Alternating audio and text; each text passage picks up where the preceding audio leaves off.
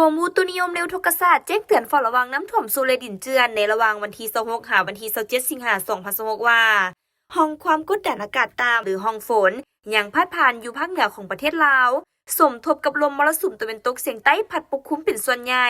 ซึ่งเจนให้มีฝนตกฟ้าห้องฟ้าเหลื่อมในดับคอยอยู่ทั่วไปในแต่ละภาคและตกปานกลางหาตกหนักอยู่บางท้องถิ่นพร้อมจะมีลมพัดแรงเป็นบางโอกาสเขตพื้นที่เสี่ยงน้ำท่วมสุริดินเจือนนี้แขวงพงสาลีเมืองบุญเหนือเมืองใหม่เมืองยอดอูเมืองพงสาลีเมืองสัมพันธ์และเมืองขวาแขวงเสียงขวางเมืองคูนเมืองหมอกใหม่เมืองคำเมืองหนองแฮดและเมืองภูกูดแขวงหัวพันเมืองกวนเมืองสำไตเมืองหัวเมืองและเมืองเฮียม